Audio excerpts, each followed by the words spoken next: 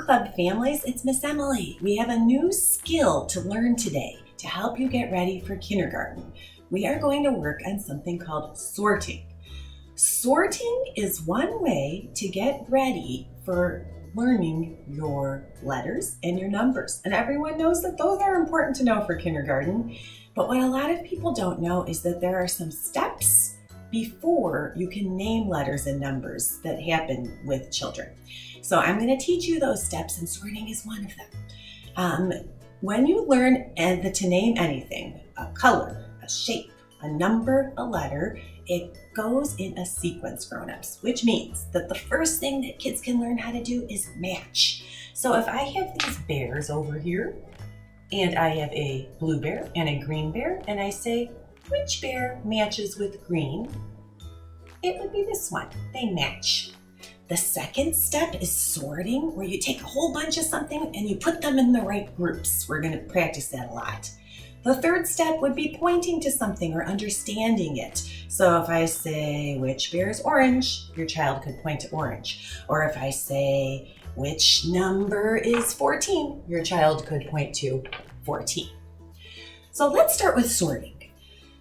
I have a bunch of objects here. I've got my toy bears, crayons, Legos, Fruit Loops. You can use whatever you have. Maybe you have cars or other toys that would work, blocks. So sorting means we're going to put them in groups. So this is my red bear.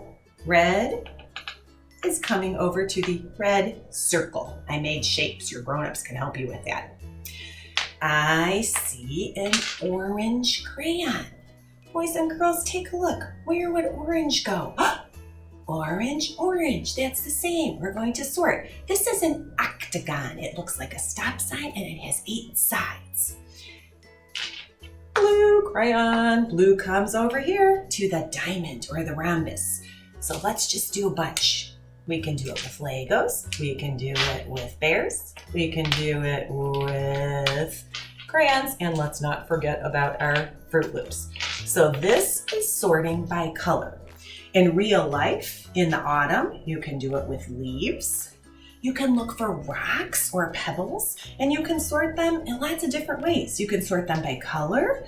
You can even sort them by size or shape. I put long rocks here, and I put small chubby rocks here. So these are by color. You can do them lots of ways.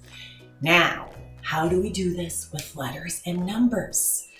We've got some different ways we can. 2 of the best ways are using playing cards and bottle caps. So I'm going to show you that.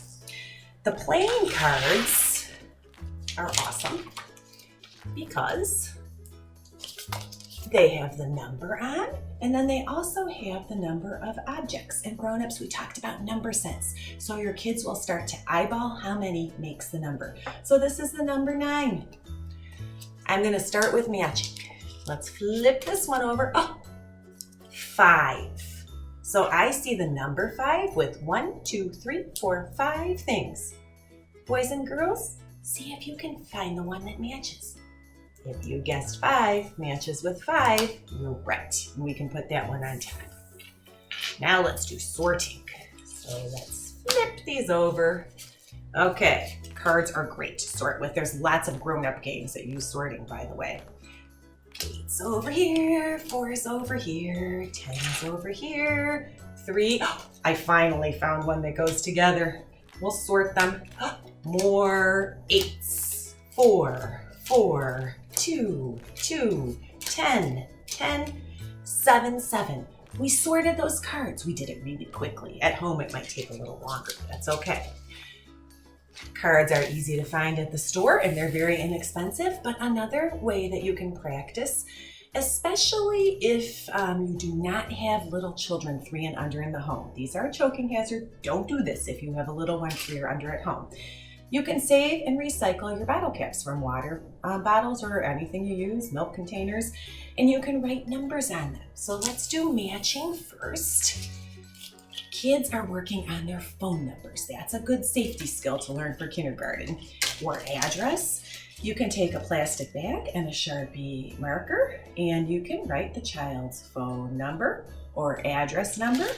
And then on your bottle caps, you write the same numbers. And the first thing you can do is have your child learn to match them. So 0, 0, 2, 2, 9, 9.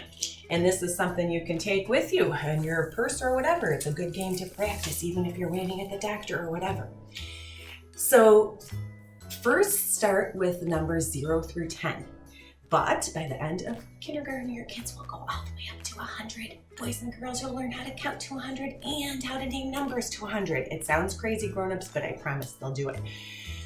So I did, if your child already knows 0 through 9, you can do 10 through 20. Those are harder. So here's a sorting game. I just wrote 10 through 20, and it works just like we did the other things. We put the 14s together, the 11s together, and so on. You get the idea. If you want to practice sorting in real life, grown-ups, get them on your laundry routine. They can find the socks that match, and you can sort your laundry to help your grown-ups. The other thing that's really awesome for learning how to count with one-to-one correspondence is having your child set the table, 5 people, 1 fork at each table, and then when they're coming out of the dishwasher, you can sort them. Big spoons with big spoons, little spoons with little spoons, and so on. Lots of fun ways to practice sorting in real life, boys and girls, and with games. Have fun, and I think you're going to be experts at sorting when I see you.